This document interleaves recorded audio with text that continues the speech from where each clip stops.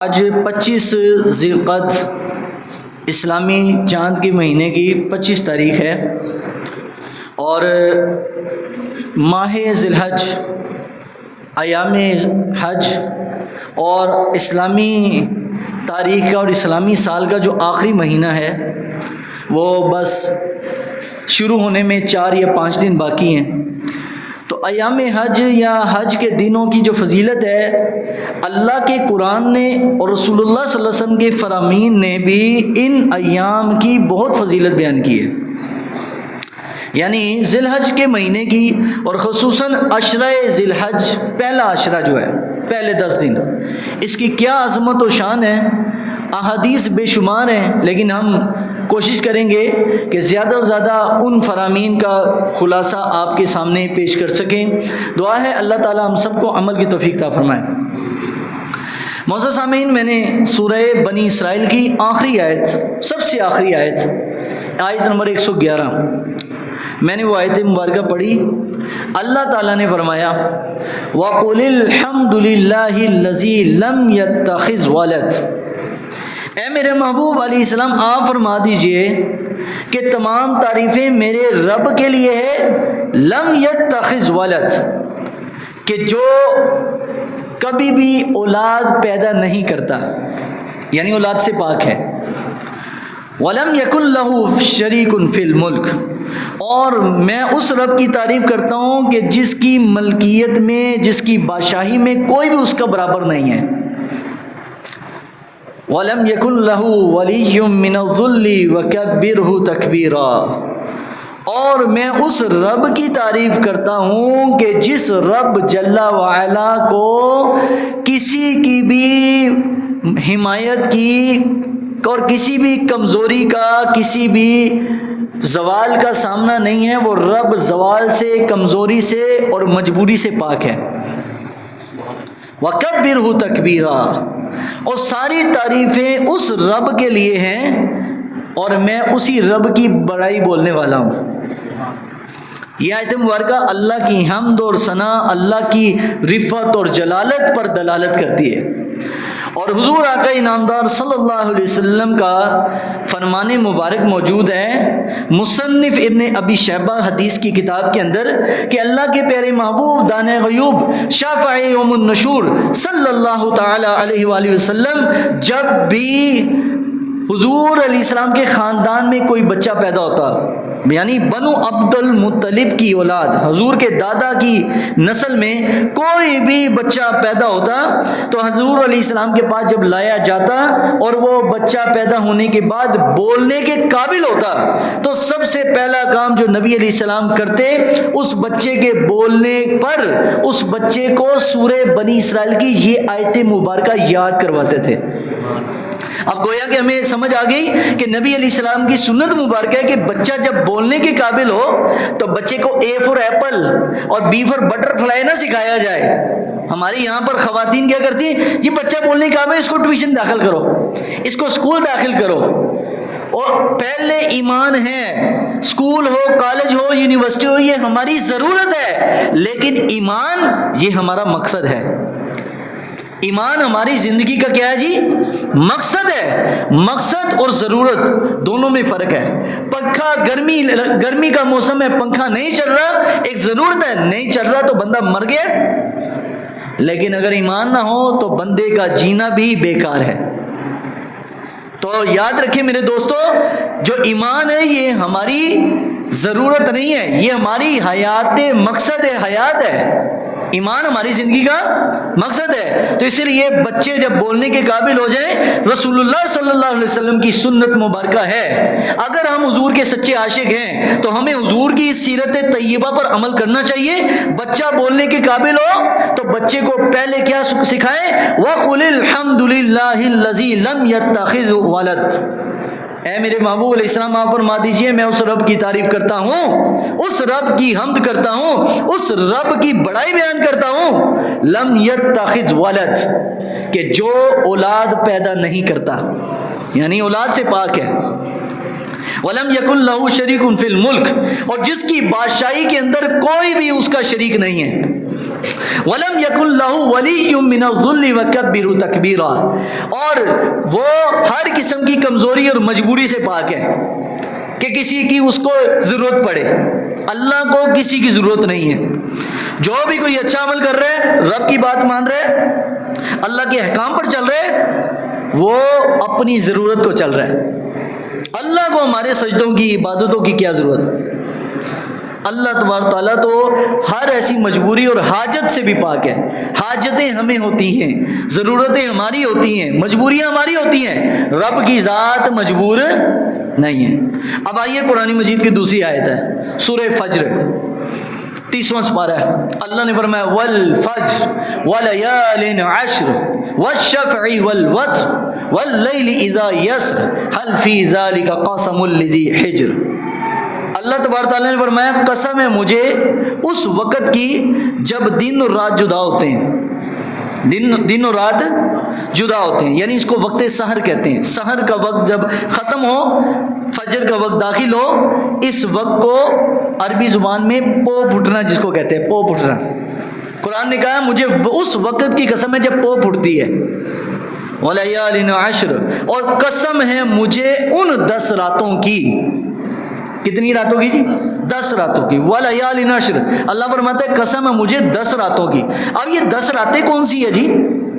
ائمہ مجتہدین نے فرمایا یہ 10 راتیں اور کوئی نہیں، یہ وہ 10 راتیں ہیں جن ایام کے اندر حاجی حج کرنے جاتا ہے، جن ایام میں لوگ میدان عرفات میں جاتے ہیں، اور جس ایام کی 10 تاریخ کو لوگ قربانی کرتے ہیں. یہ وہ 10 راتیں یعنی ذی الحج کی اسلامی مہینے کے 12واں جو مہینہ ہے، آخری مہینہ، اس کے 10 راتیں، پہلے 10 راتیں اللہ نے ان راتوں کی قسم بیان کی ہے کہ قسم ہے مجھے ان راتوں کی. اور رب جب کوئی کسی چیز کی قسم بیان کرے، اللہ تبارک تعالیٰ کو انسانوں والا معاملہ نہیں ہے رب کا. ہم انسان ہیں نا، تو ہم سمجھتے شاید اللہ بھی انسانوں کی طرح ہی، اللہ کی سوچ ہے، اللہ کی فیلنگ ہے. ایسی بات نہیں ہے. اللہ رب العالمین جل وعلا کی جو ذات ہے اور اللہ رب العالمین کا وسعت علمی ہے، یہ انسان کی طرح نہیں ہے. ہم قسم کھاتے ہیں آپ اور میں، تو ہم کسی بندے کو اپنی بات کا یقین دلانے کے لیے، اللہ کی قسم میں یہ بات کہہ رہا ہوں، اللہ کی قسم میرا یقین کرو، اللہ کی قسم میں بات کہہ رہا ہوں سچ کہہ رہا ہوں. ہم اپنی بات کو سچ منوانے کے لیے قسم کھاتے ہیں، لیکن رب قرآن میں جہاں بھی قسم بیان کرتا ہے، اس سے مراد سچ منوانا نہیں ہوتا. کیوں؟ کیونکہ رب نے خود قرآن مجید کے دوسرے حصے میں فرمایا ہے. اللہ نے فرمایا سورہ یونس میں لا تبدیل لکلمات اللہ، اللہ کا ایک بات کو ایک باری کہہ دینا ہی کافی ہے، کیونکہ رب کی بات کہی ہوئی بدلتی نہیں ہے. تو اللہ کو قسم کی ضرورت ہے بھائی؟ اب کیوں رب قسم بیان کر رہا ہے؟ اب آئیے اس راز سے بھی پردہ اٹھاتے ہیں. رب جب بھی قرآن میں قسم بیان کرتا ہے، والفجر لا اقسم بهذا البلد والضحى واللیل اذا سجا، یہ جو رب قسمیں بیان کر رہا ہے، یہ رات سے مراد کون سی راتیں ہیں؟ مفسرین نے فرمایا اللہ تبارک تعالیٰ نے جب بھی قسم بیان کرنی ہوتی ہے تو سچ منوانے کے لیے نہیں، بلکہ رب جب قسم بیان کرتا ہے تو جس چیز کی قسم کھائی جا رہی ہے اس چیز کی عظمت اور شان و عظمت اور اس چیز کا مقام بیان کرنا مقصود ہوتا ہے. اللہ ہمیشہ ہی اس چیز کی عظمت اور منزلت بیان کرنے کے لیے اللہ قسم بیان کرتا ہے. تو اللہ نے فرمایا مجھے قسم ہے ولیال عشر، 10 راتوں کی قسمیں. ان 10 راتوں سے مراد عشرہ ذی الحج کی پہلی 10 راتیں، عشرہ ذی الحجہ کی پہلی 10 راتیں. اب ان ایام کی فضیلت کیا کیا ہے؟ حدیث شریف میں ہے، نبی پاک صلی اللہ علیہ وسلم کا ارشاد پاک ہے کہ اللہ تعالیٰ اور کسی مہینے میں علاوہ رمضان کو نکال کے اور کسی مہینے میں بھی کسی عمل کا جو اجر ہے وہ 10 گنا بڑھا کر، زیادہ بڑھا کر نہیں دیتا. لیکن فرمایا یہ عشرہ ذی الحج کے ایام، ذی الحج کے مہینے میں کیا گیا عمل اللہ کئی گنا بڑھا کر اجر دیتا ہے. اس میں کی گئی خیرات، اس میں کیا گیا صدقہ، اس میں پڑھا گیا نفل، اس میں کی گئی تلاوت، اس میں کیا گیا ذکر و اذکار، درود پاک، اس کا اجر اور ایام کے مقابلے میں کئی گنا زیادہ ہے۔ اور اسی طرح نبی علیہ الصلوۃ والسلام نے فرمایا اس مہینے کی فضیلت، یہ حدیث کا مفہوم سنا رہا ہوں، اس مہینے کی فضیلت میں ایک بات یہ بھی ہے کہ اللہ نے اس مہینے کے اندر ایام تشریق رکھے، ایام تشریق جس میں حاجی مینا اور مزدلفہ میں جا کر اور صفا و مروہ کے اندر جا کر اور کعبۃ اللہ کے طواف میں پوری دنیا میں اگر سب سے زیادہ ذکر کسی ایام میں ہوتا ہے تو وہ یہ ایام تشریق ہے۔ اور ذی الحج کی فضیلت میں یہی دن کافی ہے کہ اللہ نے حج کو ذی الحج کے مہینے میں رکھا۔ اللہ اور بھی دنوں رمضان میں رکھ سکتا تھا حج کو، لیکن اللہ نے نہیں رکھا، ذی الحج کو پسند کیا کہ اس ایام کے اندر اللہ تعالیٰ نے عشرائے ذی الحج کے اندر ہی ایام تشریق کو رکھا۔ اور اسی طرح حضور نے ارشاد فرمایا نبی علیہ السلام نے کہ اور ایام میں اگر بندہ روزہ رکھے، نفلی روزہ، تو روزہ رکھے گا ایک روزے کا ثواب ایک ہی، لیکن فرمایا جس شخص نے ذی الحج کے مہینے میں، بڑی عید والے مہینے میں کوئی نفلی روزہ، یہ فرض بولیے نہیں ہے، نفلی ہے، اگر نفلی روزہ کوئی رکھے گا، نبی صلی اللہ علیہ وسلم نے فرمایا اللہ ایک روزے کا اجر سال کے روزوں کے برابر دے گا۔ تو حضور کی سنت مبارکہ بھی ہے، نبی علیہ السلام پیر کو جمعرات کو روزہ رکھتے تھے۔ آج بھی اہل مدینہ کا یہ رواج ہے کہ پیر اور جمعرات وہاں پر عام دنوں میں بھی دسترخوان لگتا ہے، لوگ روزہ افطاری کرواتے ہیں، عام دنوں، رمضان کے علاوہ کی بات کر رہا ہوں۔ تو حضور کی سنت سمجھ کے اس ذی الحج کے مہینے میں خصوصاً پہلے عشرے میں آپ اگر روزے رکھیں گے، ایک بھی رکھ سکتے ہیں، دو بھی رکھ سکتے ہیں، 5 بھی رکھ سکتے ہیں، 10 بھی رکھ سکتے ہیں، پورے مہینے میں علاوہ عید کے دن کے علاوہ آپ پورے ذی الحج کے مہینے میں کبھی بھی روزے رکھیں، کتنے بھی رکھیں، جائز ہے۔ مسئلہ سمجھ آ گیا؟ بعض لوگ سمجھتے ہیں روزے کی فضیلت بتائے جی کتنے رکھنے ہیں، جی مولوی صاحب 3 رکھنے ہیں، 5 رکھنے ہیں، تو میں نے بتا دیا جتنے بھی رکھ سکتے ہیں رکھیں، لیکن عید کے علاوہ، عید والے دن روزہ نہیں ہے، نہ بڑی عید کو اور نہ ہی چھوٹی عید کو روزہ نہیں ہے۔ حضور نے بڑی عید کو بھی روزہ نہیں رکھا۔ تو اسی طرح نبی صلی اللہ علیہ وسلم نے فرمایا کہ اللہ رب العالمین یوم عرفہ والے دن اس مہینے کے اندر یعنی ذی الحج کے مہینے میں ایک دن ایسا آتا ہے کہ اتنے اللہ لوگوں کو بخشش نہیں کرتا جتنا اس ایک دن میں پورا سال میں بخشش کر دیتا ہے۔ پورا سال میں اتنے لوگوں کی بخشش نہیں ہوتی جتنا اس ایک دن میں ہوتی ہے۔ تو پوچھا گیا یا رسول اللہ صلی اللہ علیہ وسلم وہ کون سا دن ہے؟ فرمایا یوم عرفہ والا دن، جب حاجی میدان عرفات میں جمع ہوتے ہیں، اللہ پورے سال میں اتنے لوگوں کی بخشش نہیں کرتا جتنا ذی الحج کے اس دن میں اللہ اس میری امت کے لوگوں کی بخشش کر دیتا ہے۔ اور اس طرح اس مہینے کی فضیلت اور بھی ہے ذی الحج کی، نبی صلی اللہ علیہ وسلم کا ارشاد پاک ہے، فرمایا اللہ نے اس میں افضل دن ایک رکھا ہے جس کو ایام ضحیٰ کہتے ہیں، یعنی قربانی کا دن، عید الاضحیٰ عربی کے اندر عید الاضحیٰ، اور اردو میں ہم عید الاضحیٰ بولتے ہیں۔ اس دن کو عید الاضحیٰ کہنے کی وجہ کیا ہے؟ کیونکہ یہ قربانی کا دن، اور اللہ نے قربانی کا دن بھی مقرر کیا تو ذی الحج کے مہینے میں کیا۔ تو یہ وہ 10 فضیلتیں تھیں جو ابھی میں نے ایک ایک کر کے آپ کے سامنے سنائی ہیں۔ پہلی تو یہ ہے کہ یہ حج کا مہینہ ہے، ذی الحج، پورے مہینے کی فضیلت یہی کافی ہے کہ حج کا آج جاتا ہے۔ دوسرا یہ کہ اس میں نیک عمل کا اجر عام دنوں میں علاوہ رمضان کے کئی گنا زیادہ اجر ہے۔ تیسرا حرمت والا مہینہ کہ اس مہینے میں دور کفر سے لے کر اور آج تک کے زمانے میں اسلام نے کہہ دیا 4 مہینے وہ ہیں جو حرمت والے ہیں جس میں تم نے جنگ نہیں کرنی، لیکن ہاں اگر کوئی کافر تم سے لڑے تو جواب دے سکتے ہو، تو جواب دے سکتے ہیں۔ تو ان ایام کے اندر اگر کسی کے ساتھ مجبوری ہو لڑنا، یعنی کسی کافر کے ساتھ مسلمان مجاہدین کا، تو ان کے لیے حکم یہی ہے کہ وہ تو نہ لڑے۔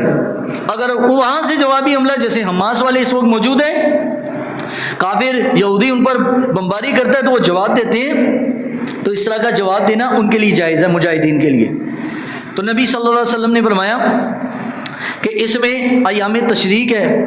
چھٹا، ایک دن کا روزہ اس دن میں ذی الحج کے مہینے کے اندر ایک روزہ پورا سال رمضان کے علاوہ کے روزے، سال کے روزے ہوں نفلی، اللہ ایک ذی الحج کے مہینے کے روزے کا ثواب سال کے برابر کر دیتا ہے.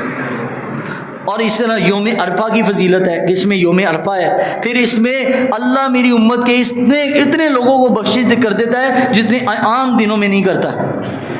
تو یہ بڑی فضیلتوں والا مہینہ ہے، اور نبی پاک صلی اللہ علیہ وسلم نے اس ذی الحج کے مہینے کی بڑی عزت و تکریم خود فرمائی ہے. آقا دو جہاں صلی اللہ علیہ وسلم نے خود فرمائی ہے. اب یہاں پر ایک اور فضیلت جو نبی صلی اللہ علیہ وسلم کے صحابہ کا عمل کیا تھا. اب قرآن مجید فرقان حمید اگر ہم پڑھ لیں تو اللہ تعالیٰ فرماتا ہے وَيَذْكُرُ اسْمَ اللَّهِ فِي أَيَّامٍ مَعْلُومَاتٍ، ان مقرر دنوں میں، ان خاص دنوں میں اللہ فرماتا ہے کہ تم اللہ کا ذکر بہت زیادہ کرو. ایام معلومات، معلوم دن جو مشہور دن ہے، ان میں اللہ کا ذکر کیا کرو؟ بہت زیادہ کرو، اللہ کو بہت زیادہ یاد کرو. تو اللہ کے ذکر کی مختلف صورتیں ہیں. ایک صورت زبان سے ذکر کرنا، ایک صورت دل میں ذکر کرنا، ایک صورت اللہ کے احکام کی پابندی کرنا، ایک صورت یہ ہے کہ ان ایام میں لڑائی جھگڑے سے اور فضول گوئی سے اور دھوکہ دہی سے، گالم گلوچ سے اپنے آپ کو بچا کے رکھنا، یہ بھی ثواب ہے. اللہ کے احکام کی پابندی، یعنی انسان جیسے رمضان المبارک کے ایام کے اندر کہتا ہے یار میرے روزہ ہے، تو انسان گناہ سے بچتا ہے. تو ایام ذی الحج کے اندر بھی اپنے آپ کو گناہوں سے بچائے کہ یہ حج کا عظیم مہینہ ہے جس کی فضیلت خود رسول اللہ صلی اللہ علیہ وسلم نے اپنی زبان مبارک سے بیان کی ہے. اس میں اپنے آپ کو گناہ سے بچائے. تو ذکر کی مختلف صورتیں علماء نے بیان کی. طواف کرنا بھی ذکر ہے، صفا مروہ کے سعی بھی ذکر ہے، اور وہاں پر وقوف عرفہ کرنا بھی، یہ بھی اللہ کا ذکر ہے. شیاطین کو کنکریاں مارنا بھی یہ بھی اللہ کا ذکر ہے. یعنی وہ کام جو اللہ اور اس کے رسول صلی اللہ علیہ وسلم کے حکم کے اتباع میں ہوں، ان کی اطاعت میں ہوں، ہر ایسا کام اللہ کے ذکر میں شامل ہے. اور یہاں تک کہ بازار جانا، حالانکہ بازار اللہ کے ہاں سب سے ناپسندیدہ جگہ ہے. بازار کیا ہے جی؟ ناپسندیدہ جگہ ہے. اور سب سے زیادہ پسند کون سی جگہ ہے اللہ کو؟ مسجد ہے. لیکن حدیث شریف دیکھیے ذرا، یہ بخاری شریف کی حدیث آپ کے سامنے میں بیان کرتا چلوں تاکہ ہمیں اندازہ ہو جائے کہ اسلام خالی مسجد میں بیٹھ کر اللہ اللہ کرنے کا نام نہیں ہے. اگر اچھی نیت سے، اچھے ارادے سے، اچھے کام کے لیے تم بازار بھی جاؤ گے تو تمہارا بازار میں جانا بھی، وہ عمل بھی عبادت بن جائے گا. اسلام اس چیز رہبانیت کا دین نہیں ہے کہ بس جی سب کچھ چھوڑ چھاڑ کے، بیوی بچوں کو چھوڑ کے، دنیا کو چھوڑ کے، کام کاج کو چھوڑ کے، اپنے کاروبار کو چھوڑ کے تم کسی نکر میں، کسی جنگل میں بیٹھ جاؤ، کسی مزار پہ بیٹھ جاؤ اور مجاور بن جاؤ اور تسبیح بس گھماتے رہو. ذکر کرنا اچھی بات ہے، ہم خود اسی کے قائل ہیں کہ ذکر ہی زیادہ کیا جائے. لیکن اگر کبھی ایسا ہو کہ انسان دنیا میں مصروف ہے تو اس دنیا کے کام کو بھی اگر اللہ کے مطابق کرے گا تو اللہ نے اس میں بھی اجر رکھا ہے. لیکن ہو اس نیت سے کہ یہ میرا کام، یہ میرا عمل اللہ کے حکم کی اطاعت ہے، اللہ کے حکم کی. اب سنیے، امام شافعی رحمۃ اللہ تعالی علیہ اور امام ابو حنیفہ رحمۃ اللہ علیہ دونوں کے بارے میں یہ بات منقول ہے. امام اعظم ابو حنیفہ رضی اللہ تعالیٰ عنہ سے پوچھا گیا یہ مسئلہ کہ ایک وہ شخص ہے جو شب زندہ دار ہے، پوری رات جاگتا ہے، اللہ اللہ کرتا ہے. ایک وہ شخص ہے دن کو بھی روزہ رکھتا ہے، رات کو جاگتا ہے، دن کو روزہ رکھتا ہے اور بس اللہ اللہ کرتا ہے. کیا یہ افضل ہے یا وہ شخص جو صرف فرض نماز پڑھتا ہے، حرام سے اپنے آپ کو بچاتا ہے اور اس کے علاوہ وہ اپنے وقت کو، اوقات کو میاں اپنے بیوی بچوں کے حقوق کی ادائیگی میں اپنے وقت کو صرف کرتا ہے، یعنی مزدوری کرتا ہے، محنت کرتا ہے. تو آیا کہ اللہ کے ہاں کس بندے کا مقام زیادہ ہے، شب زندہ دار اور دن کو صائم الدہر قائم اللیل، رات کو جاگ کر عبادت کرنے والا اور دن کو نفلی روزہ رکھنے والا۔ ایک بندے میں یہ دونوں کوالٹیاں، اور دوسرے میں صرف فرض نماز پڑھتا ہے، حرام سے اپنے آپ کو بچاتا ہے اور اپنی بیوی بچوں کے حقوق ادا کرتا ہے۔ اب سوال تو بہت بڑا تھا۔ امام صاحب علیہ رحمہ نے فرمایا اللہ کے ہاں فضیلت اور اجر اس بندے کی ہے کہ جو اپنی بیوی بچے رکھتا ہے، اہل و عیال رکھتا ہے، ان کے حقوق کی ادائیگی کرتا ہے، حرام سے اپنے آپ کو بچاتا ہے، چاہے صرف فرض نماز پڑھتا ہے، نفل نہ بھی پڑھتا ہو، تو اللہ کے ہاں فضیلت اور معیار اور اجر اس بندے کے لیے ہے،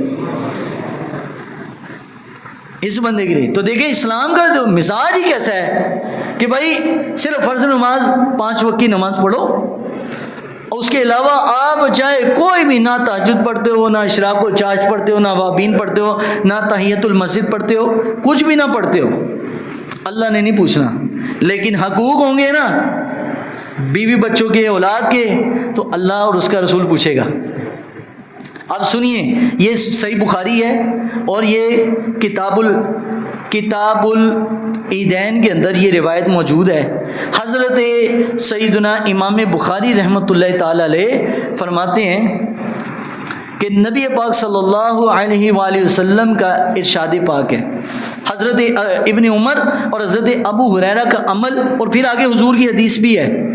حضرت سیدنا عبداللہ ابن عمر، یہ عبداللہ ابن عمر کون ہے جی؟ صحابی، حضرت عمر کے بیٹے، اور دوسرے ابو ہریرہ رضی اللہ تعالیٰ عنہ رسول اللہ صلی اللہ علیہ وسلم کے وہ صحابی ہیں جنہوں نے رسول اللہ صلی اللہ علیہ وسلم کی باتیں سن کر امت تک پہنچائی ہیں، ہزاروں حدیثیں۔ اب یہ دونوں یخرجان الی السوق، یہ دونوں بازار میں گئے۔ کہاں گئے جی؟ بازار میں گئے۔ اب ایک آپ کا اور ہمارا بھی بازار جانا ہوتا ہے، اور ایک ان لوگوں کا بھی بازار جانا تھا۔ بازار برا نہیں ہے، لیکن اگر مقصد اور ضرورت کے لیے ہو تو۔ ایک ہے بے تکے کھڑے ہیں اور کھڑے ہیں، صبح گئے اور رات کو آئے، ایسے ایسے شوقین دیکھے ہم نے، جناب صبح گئے اور رات کو آئے۔ کہاں جی؟ بازار شاپنگ کرنے گئے تھے، شاپنگ کرنے گئے ہیں، خصوصاً خواتین کھڑی ہیں تو بس کھڑی ہیں بازاروں میں، دکانوں میں، ایک دکان دوسری دکان تیسری پانچویں۔ تو یہ اس طرح کا بازار جانا رب کو ناپسند ہے، کیونکہ یہ مقصد نہیں نا، بس بے تکے لگے ہوئے ہیں، ریٹ پوچھ رہے ہیں، لینا لونا کچھ نہیں، اس سے پوچھ رہے ہیں، وہاں پوچھ رہے ہیں، وہاں پوچھ رہے ہیں۔ تو اس طرح کا بازار جانا اللہ کے غضب کو دعوت دینا ہے۔ کیوں؟ اللہ کے رسول صلی اللہ علیہ وسلم نے بازار کو کیوں ناپسند قرار دیا؟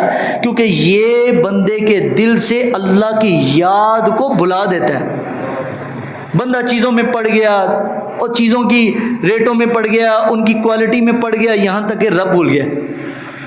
اس لیے فرمایا گیا کہ جب بازار داخل ہو نا، نبی علیہ السلام کی حدیث شریف ہے، تو چوتھا کلمہ لا الہ الا اللہ وحدہ لا شریک لہ لہ الملک ولہ الحمد وہو علی کل شیء قدیر، اتنا کلمہ کا جو حصہ ہے جو اس روایت میں موجود ہے۔ ویسے چوتھا کلمہ تو طویل ہے اسے، لیکن اتنا کلمہ فرمایا جب بازار جاؤ تو پڑھو، اور جب اپنی ضرورت پوری ہوئی تو فوراً چیز لے کے نکلو، تو جتنا وقت تمہارا آنے میں جانے میں یا چیز کے خریدنے میں صرف ہوا وہ سارا عبادت میں ہے۔ ویسے بازار اللہ کو کیا ہے جی؟ ناپسند ہے، لیکن اگر اسلام کی حدود کے مطابق ہو نا تو اللہ اور اس کا رسول صلی اللہ علیہ وسلم ایسے عمل پر بھی اجر دیتے ہیں، بازار جانے پر بھی اجر ہے بھائی۔ یہاں تک بازار تو کیا بات ہے، اسلام نے تو واش روم جانے کے بھی آداب بتائے، اگر اس کے مطابق گئے تو واش روم جانا بھی ضرورت کے لیے، لیکن وہ بھی ثواب، ہر عمل پر اسلام نے ثواب رکھا ہے۔ تو میرے دوستو، حضرت ابو ہریرہ اور حضرت عبداللہ ابن عمر دونوں یخرجان الی السوق، دونوں بازار گئے۔ کہاں گئے جی؟ بازار گئے، اور گئے فی ایام العشر، دونوں ذی الحج کے پہلے عشرے میں بازار گئے دونوں۔ اور بازار جانے کا مقصد کیا تھا؟ کوئی جناب وہاں پر سامان لینا تھا، کوئی خریداری کرنی تھی، کوئی چیز بیچنی تھی؟ نہ نہ نہ، وَيُكَبِّرَانِ وَيُكَبِّرُ النَّاسَ بِالتَّكْبِيرِهِمَا، بازار جاتے اور کب جاتے جی؟ کون سا مہینہ؟ ذی الحج کا. اور کون سا عشرہ؟ پہلا عشرہ. بازار میں جاتے, درمیان میں مدینہ منورہ کے بازار کے کھڑے ہو جاتے, اور یکبر الناس بتکبیری ما یکبران, دونوں اونچی آواز کہتے اللہ اکبر اللہ اکبر, لا الہ الا اللہ اللہ اکبر اللہ اکبر وللہ الحمد, اللہ کی تکبیر بیان کرتے. اور وہ یکبر الناس, دونوں کی تکبیریں سن کر یکبر الناس, لوگ بھی ان کے پیچھے اونچی آواز سے اللہ کا ذکر کرتے. لوگوں کو کہتے, لوگوں بازار میں بیٹھ کر, بازار میں کھڑے ہو کر رب کو بھولنا جایا کرو. یہ وہ عظیم مہینہ ہے جس میں اللہ کی تکبیر کہنے پر بھی اللہ نے اجر رکھا ہے. وَيَذْكُرُ اسْمَ اللَّهِ فِي أَيَّامٍ مَّعْلُومَاتٍ, اللہ کا ذکر مقرر دن میں یعنی عشرۂ ذی الحجہ کے اندر سب سے زیادہ کرو. کیوں؟ کیونکہ ان ایام میں حضرت جناب ابراہیم علیہ السلام نے اللہ کو بہت یاد کیا تھا. اللہ نے اس یاد کو قرآن میں بھی زندہ رکھا, اور ہمیں بھی فرمایا وَلَيَالٍ عَشْرٍ, قسم ہے مجھے ان 10 راتوں کی. دن کو ذکر کا حکم دیا اور رات کی رب نے قسم کھائی ہے. اور دوسری حدیث میں آیا, حضور نے فرمایا, نبی علیہ الصلوۃ والسلام نے ارشاد فرمایا ما من ایام اعظم عند اللہ ولا احب الیہ العمل فیہن من هذه الایام العشر. حضور نے فرمایا کوئی بھی عمل اللہ کے ہاں اتنا محبوب اور پسندیدہ نہیں جتنا ان 10 دنوں میں کیا گیا عمل اللہ کو پسند ہے. اور حضور نے ارشاد فرمایا فَاقْصُرُوا فِيهِنَّ مِنَ التَّهْلِيلِ وَالتَّكْبِيرِ وَالتَّحْمِيدِ. سو میرے امتیوں اور میرے غلاموں, ان ایام حج کے اندر تم نے کثرت سے اللہ کی تکبیر بھی بیان کرنی ہے, اس کی تحمید بھی کرنی ہے, اس کا تذکیر بھی کرنی ہے, اس کا ذکر بھی کرنا ہے, اور اس کی تعریف بھی بلند کرنی ہے. زیادہ زیادہ ان ایام میں, ابھی آنے والے ہیں نا ایام, تو ان ایام میں اللہ کے ذکر کو زیادہ کیا جائے. اور نبی صلی اللہ علیہ وسلم کے ارشاد پاک ہے, حضرت سیدنا عبداللہ ابن عباس فرماتے ہیں کہ نبی صلی اللہ علیہ وسلم نے فرمایا مل عمل فی ایام العشر افضل من العمل فی هذه. حضور نے فرمایا کوئی بھی عمل عشرۂ ذی الحجہ کے عمل کے برابر نہیں ہے. کوئی بھی عمل اس 10 دنوں کے عمل کے برابر بولیے نہیں ہے. قالوا ولا الجہاد, پوچھا کہ یا رسول اللہ کیا جہاد بھی نہیں؟ حالانکہ جہاد اس زمانے کا عمومی عمل تھا, عام عمل. حضور کے زمانے مبارک کی بات ہے, 74 جنگیں حضور کی نبی علیہ الصلوۃ والسلام کے دور مبارک میں ہوئی ہیں, 28 جنگوں میں خود حضور شریک ہوئے ہیں. تو پوچھا یا رسول اللہ کیا جہاد کرنا بھی ان دنوں کے عمل کے برابر نہیں ہے؟ فرمایا قال ولا الجهاد الا رجل خرج يخاطر بنفسه وماله فلم يرجع بشيء. فرمایا ہاں جہاد بھی برابر نہیں ہے, لیکن اس بندے کا عمل زیادہ ہے کہ جو جہاد کو پہلے نکل چکا ہو اور ایام حج بعد میں آئے, اس کا افضل عمل, اور اس کو حج کے دن اس کے شروع ہو چکے ہوں لیکن جہاد میں پہلے آ چکا, اس کا اجر زیادہ ہے. یعنی عشرۂ ذی الحجہ میں جہاد کا اجر جو ہے, جہاد کا اجر عشرۂ ذی الحجہ کے عمل کے برابر نہیں ہے. یعنی ان 10 دنوں کی اس قدر حضور نے تعریف بیان کی ہے. تو ہم ان دنوں کو کس چیزوں میں ضائع کر رہے ہیں؟ ایک مستحب چیز میں ہم فرض چھوڑ دیتے ہیں. اب جیسے دن شروع ہو گئے نا, جیسے چاند نظر آیا تو لوگوں نے جانور لینے شروع کر دینے, اور جانور کے ساتھ لگے ہیں. فرض نماز جاتی ہے تو جائے, بس جانور کے کول کھوتے ہیں, بس فوٹو کھینچنے ہیں, ٹک ٹاک بنا رہے ہیں, اور جناب اپلوڈ کیے جا رہے ہیں, یہ ہم نے جانور لیا. او بھائی, جانور لینا, جانور کی قربانی کرنا ایک سنت عمل ہے. کیا جی؟ اور سنت کے چکر میں فرض بلائے بیٹھے ہیں. یہیں پر میں نے مسجد کے قریب ہی دیکھا ہے, جانور کے پاس کھڑے ہیں, نماز کے لیے نہیں آئیں گے. جانور کے پاس کھڑے ہیں, جانور میں لگے ہوئے, نمازیں جا رہی ہیں تو جاتی ہیں جائیں بھائی. تو بھائی جانور کو نہانا دھونا خدمت اپنی جگہ ضروری ہے، لیکن سب سے پہلا ضروری عمل تو رب اور رسول نے جو ہم پر فرض کیا ہے وہ ضروری ہے پہلے۔ اور اچھا دوسری بھی چیز، ایک غلط فہمی کا ازالہ کرتا چلوں، میں روایت یہ ہر سال بیان نہیں کرتا جان بوجھ کے، لیکن اب بیان کر رہا ہوں پہلے بتانے کے لیے کہ ہم ثواب کے چکر میں بعض اوقات گناہ کیے جاتے ہیں۔ ایک روایت بیان کی جاتی ہے نا، ایک روایت بیان کی جاتی ہے کہ نبی صلی اللہ علیہ وسلم کے ارشاد پاک حدیث شریف کا مفہوم سنا رہا ہوں کہ جو بندہ قربانی کرے جب چاند نظر آ جائے ذی الحج کا تو اپنے بال ناخون وغیرہ نہ ترشوائے۔ مستحب عمل ہے یہ، یعنی مستحب کہتے ہیں نفلی عمل ہے، ناخون نہ کاٹنا۔ اگر قربانی نہ جس بندے نے قربانی کرنی ہے وہ اپنے آپ کو حاجیوں کی طرح رکھے، جیسے حاجی ایام حج میں یا 10 دنوں میں وہ اپنے ناخون وغیرہ نہیں کٹواتے، اسی طرح اس کو بھی حکم ہے کہ یہ اپنے ناخون پہلے 10 دن یعنی قربانی ذی الحج کے چاند نظر آنے سے لے کر 10 تاریخ یعنی بڑی عید کے قربانی کرنے تک وہ اپنے بالوں کو ناخونوں کو نہ کٹوائے۔ یہ بتایا جاتا ہے نا، مستحب عمل ہے۔ تو ہمارے بہت سارے حضرات جو جناب کلین شیو کرتے ہیں نا، وہ بھی چھوڑ دیتے تھوڑے تھوڑے بال، اور اس نیت سے کہ شاید وہ جو بال میں نے چھوڑے تو مجھے اس پہ ثواب ملے گا۔ او بھائی گناہ ملے گا۔ نفل کے چکر میں ہم ایک واجب چیز کو کاٹ رہے ہیں۔ تو جو عید والے دن لگے ہیں جناب ریزر لے کر کھینچ کے جناب رگڑا دے رہے ہیں، تو وہ معذرت کے ساتھ ان لوگوں کو ثواب حاصل نہیں ہوگا۔ تو برائے مہربانی وہ ایک سنت قربانی کے چکر میں نفل کرتے کرتے ایک واجب کے منکر ہیں، تو جو واجب کی تحقیر کرے، ہمارے علماء عقائد نے یہ بات لکھی ہے، جو اسلام کے بنیادی شعار کی تحقیر کرے اور اس کو ہلکا جانتے ہوئے اس کو بہائے، ہلکا سمجھتے ہوئے، تو کوئی نہیں جی خیر ہے۔ تو ہمارے علماء نے، ملا علی قاری نے لکھا فقط کافر ہو جائے گا، وہ مسلمان نہیں رہے گا، کیونکہ یہ جو داڑھی ہے یہ سنت نہیں ہے۔ ہم سمجھے سے سنت ہے جی، سنت ہے، داڑھی رکھنا سنت نہیں ہے، بولے واجب کیا جی؟ کم از کم ہر مسلمان پر اتنی داڑھی رکھنا واجب ہے قرآن مجید کی روح سے۔ قرآن مجید میں داڑھی کا تذکرہ آیا ہے، لوگ کہتے ہیں قرآن چ کتھے؟ قرآن میں آیا، حضرت موسیٰ گئے کوہ طور پر، تو 40 دن گزارے، جو واپس آئے قوم کو گمراہ پایا، تو حضرت سیدنا ہارون علیہ السلام کو پکڑا، بلی ہی آتی ان کی داڑھی سے پکڑا، ایسے پکڑا اور ہلایا کہ تیرے ہوتے ہوئے یہ قوم کیسے گمراہ ہوئی۔ اب مجھے بتائیں نا، کوئی مجھے چھوٹی سی جو داڑھی ہے اتنی سی، اس کو پکڑ کے دکھا دے، پکڑ سکتا ہے؟ داڑھی تو وہی پکڑے گا جو ہاتھ میں آئے گی۔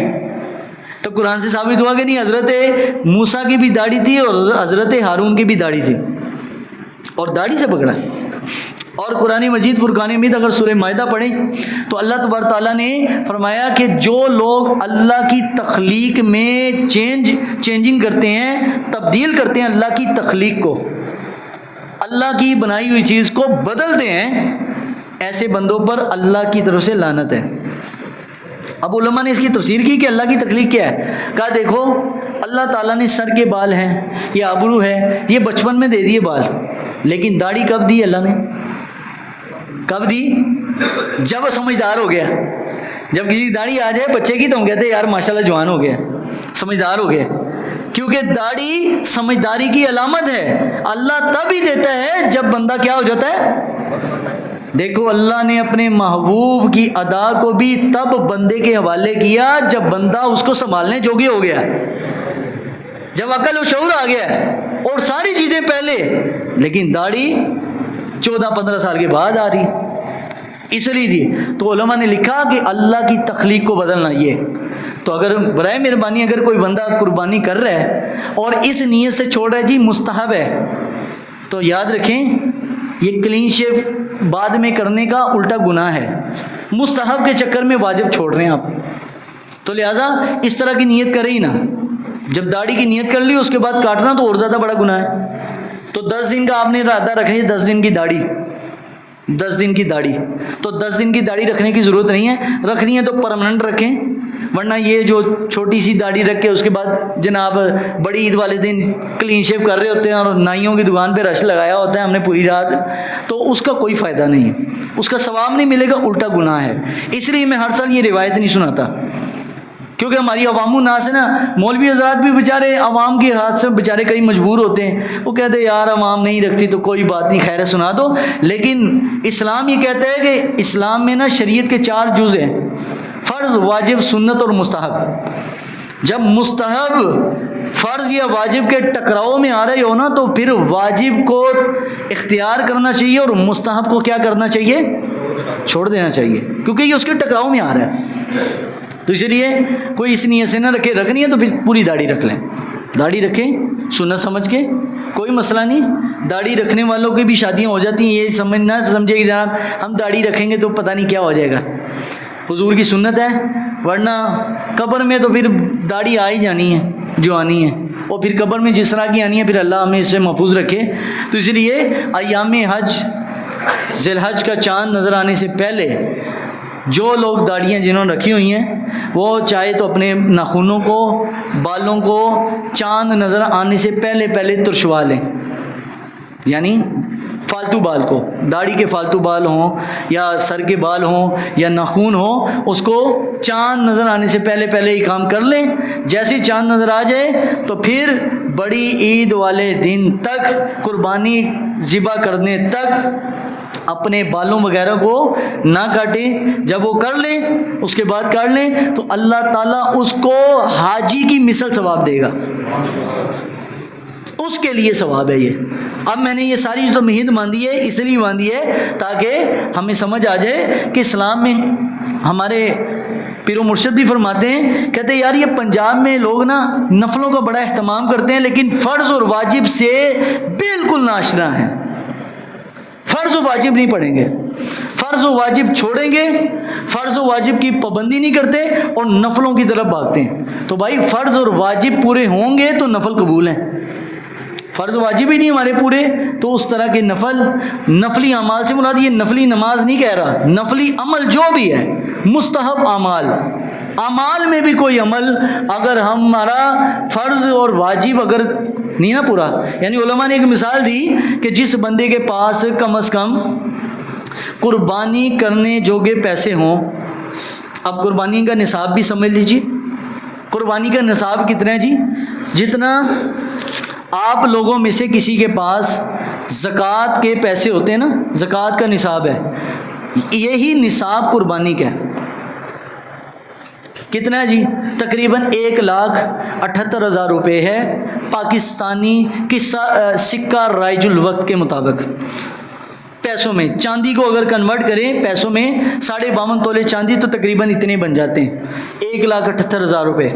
اگر کسی بندے کے پاس ان دنوں میں آ جائیں یا کسی بندے کے پاس عید والے دن آ جائیں، عید کے دوسرے دن تک آ جائیں وہ پیسے، تو ایسے ہر مسلمان پر، عاقل اور بالغ پر اور آزاد پر قربانی کیا ہے جی؟